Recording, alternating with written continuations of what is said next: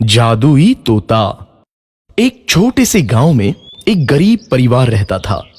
उस परिवार में रामू और उसकी बीवी सीता उसके बेटे चिंटू के साथ रहते थे। उसी गांव में एक तोता भी रहता था। उसका नाम था रघु। वो किस्मत का धनी था। जहां भी जाता वहां किसी भी चीज की कमी नहीं पड़ती थी। एक दिन रघु उड़ते उड़ते उस गरीब परिवार के घर गया। रघु सोचता है, अरे वाह, लगता है यहाँ आज बहुत अच्छा खाना मिलेगा। मैं पेट भर के खाऊंगा। वो एक कटोरी में रखे अमरूद देखता है। अरे वाह, अमरूद, मुझे तो ये बहुत पसंद है। मैं तो इसे पेट भर के खाऊंगा। रघु तोता अमरूद खाने ही लगता है। तभी सीता रघु को अमरूद खाते देखती है तो गुस्सा हो जाती है और उसे वहां से भगा देती है। भाग यहाँ से, न जाने कहां से आ जाते हैं। मैं तो परेशान हो गई हूं इनसे। सीता के भगाने के बाद रघु चुपचाप से एक कोने में रहता है। धीरे धीरे उस परिवार की बरकत होने लगती है।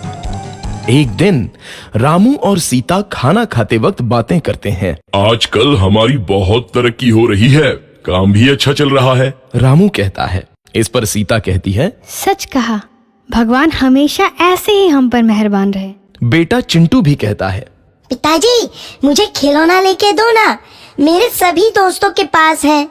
रामू कहता है, ठीक है, जरूर लाऊंगा।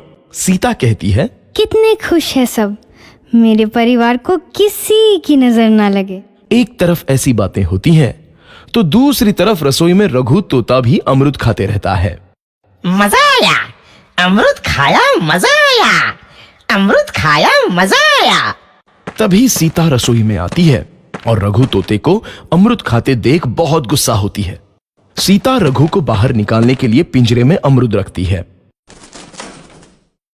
रघु जब अमरूद खाने लगता है तो पिंजरे का दरवाजा बंद हो जाता है और वो उसमें फंस जाता है।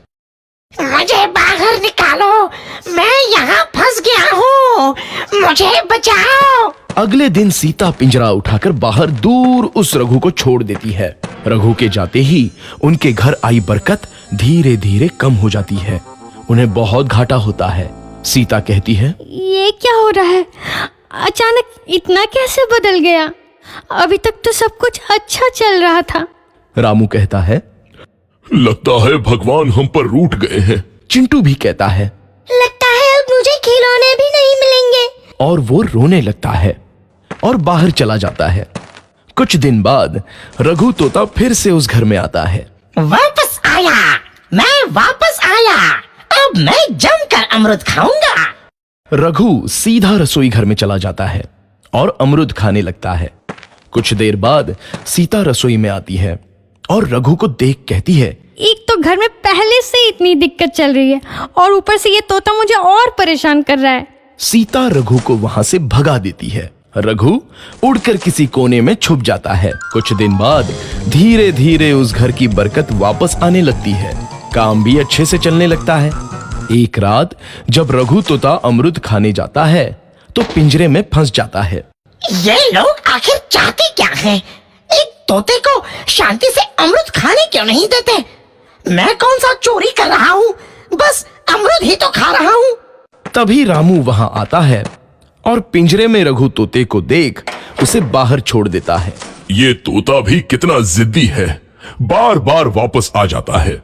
जैसे ही रामू रघु को छोड़ देता है, अगले दिन से फिर से उनके घर की बरकत जाने लगती है।